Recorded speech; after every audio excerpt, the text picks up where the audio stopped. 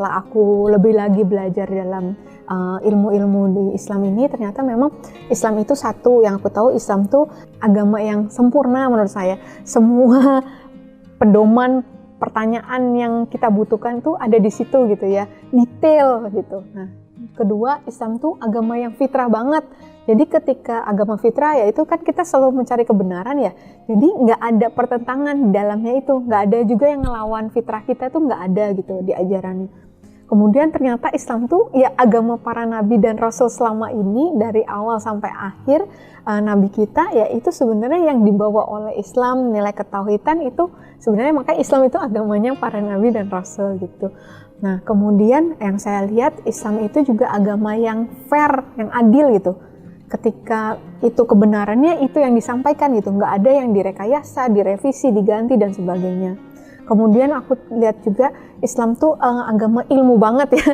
Itu kelihatan banget gitu ya, ketika memang untuk beriman itu justru kita harus dipersilakan untuk berpikir dulu gitu. Kamu harus berpikir dulu, ambil pelajaran dulu, kalau dalilnya jelas boleh kamu imanin, kalau enggak ya nggak usah gitu. Itu yang saya paling rasakan gitu ya. Di samping ya banyak hal tadi ya, kalau dari sisi kesehatan kan benar-benar menjunjung tinggi kesehatan, kebersihan banget, banyak tibun nabawi juga ya. Itu sih yang aku rasakan tentang Islam gitu ya. Memang kalau kita tahu tujuannya, kita bikin perencanaannya kan kita apa ya, kalau buat dunia aja kita kan merencanakannya sedemikian rupa ya untuk masa depan kita gitu ya. Nah, itu dunia itu yang cuman sekecil itu gitu ya. Bahkan yang lebih luas dari itu akhirat kita nanti, masa iya kita nggak bikin perencanaan yang detail gitu kan.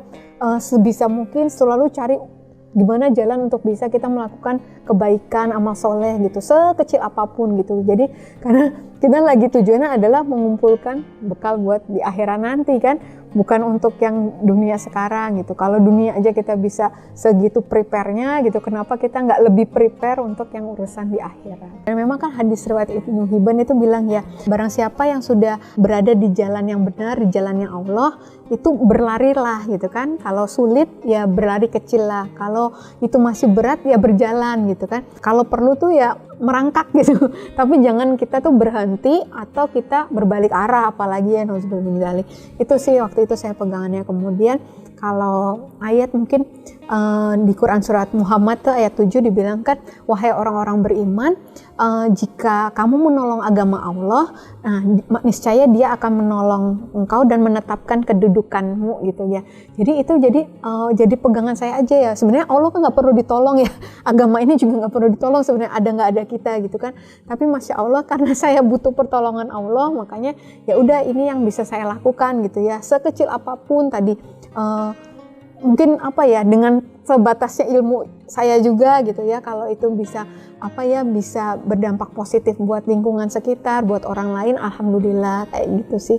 Itu aja, nggak ada muluk-muluk gimana gitu kan, karena ya emang tujuan kita cuma dapat ridho Allah ya. Kalau udah dapat ridho Allah ya udah semuanya, apalagi yang dicari gitu ya. Kalau kita punya tujuan yang jelas bahwa kita ini, hidup ini ada sesuatu yang lebih berharga gitu ya, pasti itu akan jadi penyemangat kita kan untuk kita tetap terus maju gitu ya. Kalau kita nggak punya tujuan yang jelas, nggak ada yang kita pikir itu lebih berharga, mungkin kita akan santai-santai aja. Itu satu.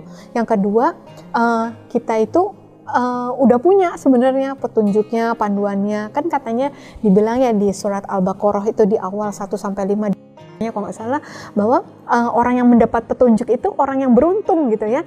Jadi sebenarnya kita tuh orang-orang yang beruntung gitu. Kenapa? Karena kita adalah orang yang mendapat petunjuk. Orang yang mendapat petunjuk adalah orang yang bertakwa gitu. Petunjuknya ada di mana? Di Al-Quran. Jadi nggak boleh jauh-jauh dari Al-Quran, harus selalu mengakrabkan diri dengan Al-Quran karena semua jawabannya ada di sana gitu. Dan memang ilmu itu sih yang aku rasa bisa menjaga keistiqomahan kita gitu ya. Karena sebagai manusia tuh untuk istiqomah itu sesuatu yang nyaris mustahil sebenarnya gitu ya. suatu benar-benar karomah gitu ketika kita bisa istiqomah gitu, karena ketika kita bisa istiqomah itu murni benar-benar karena kekuatan dari Allah gitu. Jadi kalau kita punya ilmu juga kayak kita ya, nanti kita ketika menghadapi masalah, kalau kita tahu ilmunya, kita tahu petunjuknya, insya Allah kita jadi lebih tenang gitu kan, lebih lebih yakin gitu loh apa yang harus kita lakukan gitu. Kalau kita semakin ngelihatnya ke diri sendiri, biasanya kita makin insecure tuh, makin kayaknya nggak mungkin lah bisa menang dari masalah ini. Tapi waktu kita switch gitu ya, hati kita, lisan kita, mata kita, fokus kita, seluruh organ tubuh kita itu kepada Allah.